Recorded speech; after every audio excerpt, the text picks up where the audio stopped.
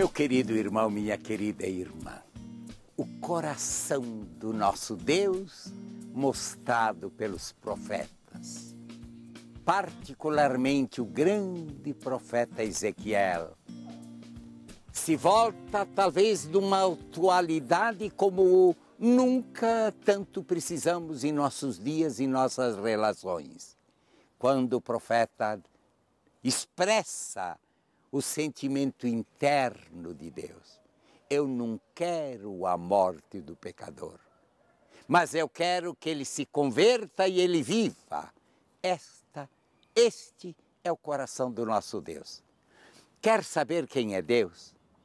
Quer saber o que Deus quer de você? Quer saber o que é que Deus pede como seus filhos e filhas que vivamos? Exatamente é ter isso. Deus não se compraz com a morte. Deus não é feliz com as injustiças humanas.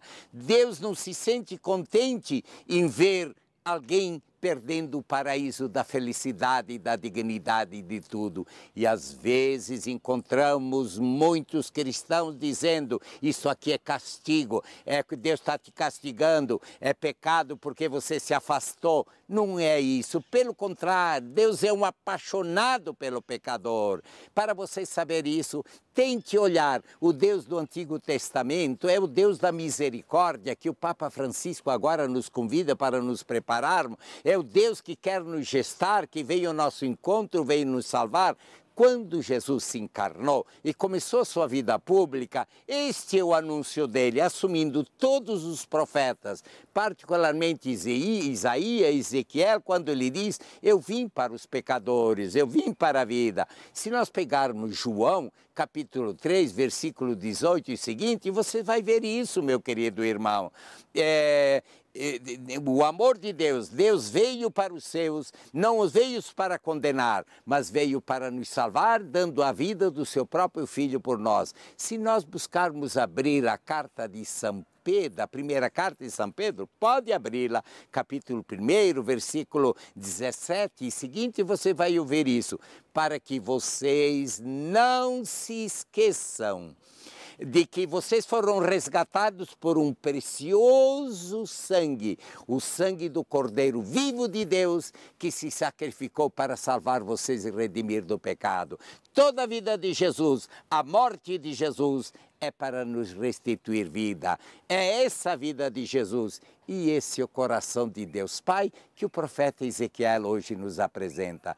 Vocês pensam que eu me comprazo com o destino e o sofrimento do pecador? Não, isso me aflige. Se algo me alegra de Jesus é um coração contrito, um coração que se arrepende. Mas se esse é o ser de Deus, se essa é a maneira de ser do nosso querido Papai do Céu, particularmente de Jesus, se esse é o sentimento, eu quero me perguntar a mim e perguntar a você que me acompanha.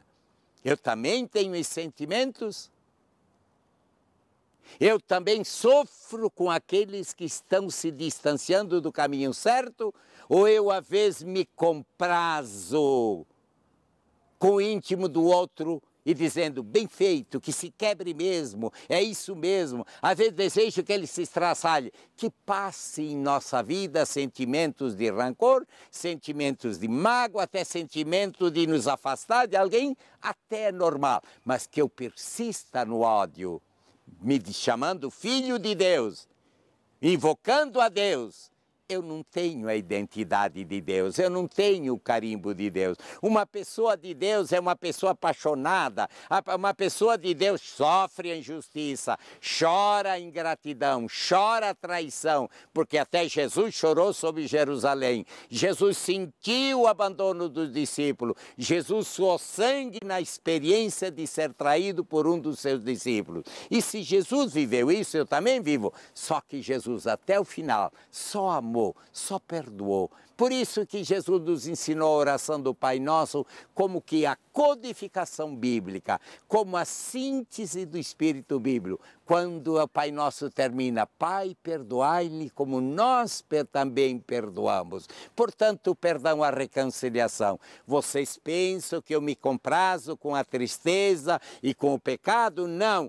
A vontade do meu Pai é que veio para salvar e dar vida a todos. Portanto, diante das feridas das pessoas que te machucaram, tem o nome de pai, tem o nome de mãe, na relação afetiva de um casamento, será que não está faltando esse sentimento? Vamos pedir que Deus nos dê esse sentimento de compaixão, esse sentimento de salvar o outro, de transformar o outro, de rezar pelo outro. E se eu não posso mais fazer nada, que eu peça a graça como Jesus da cruz. Deus, em teu nome eu perdoo. Aí nós voamos, aí caminhamos.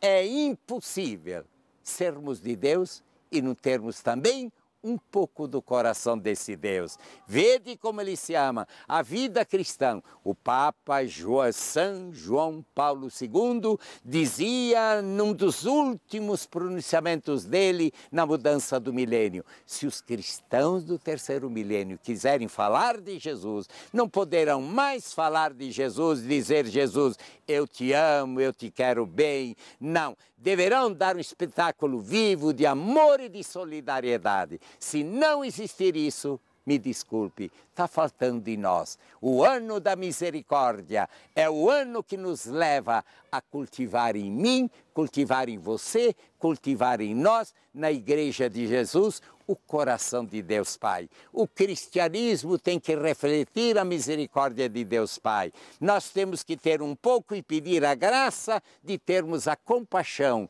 Eu não me comprazo com a morte do pecador, mas eu quero vida e quero lhe dar vida e vida em abundância, como fala o apóstolo João, capítulo 10, versículo 10.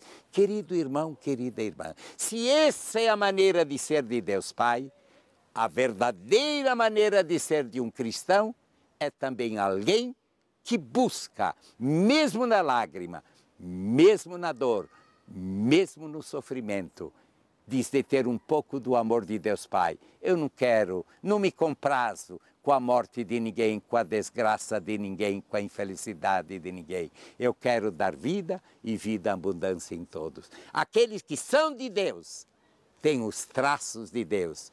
Se quisermos falar de Deus, não podemos mais apenas dizer que Ele existe, nem sermos teólogos e nem frequentarmos somente a missa. Nossa vida, nosso ser e nosso agir devem mostrar um pouco do amor, da misericórdia, da presença e da bondade de Deus. Como é que somos filhos desse Deus? Que cada um de nós reflita. Que Deus nos abençoe em seu nome de Pai, Filho e Espírito Santo. Amém.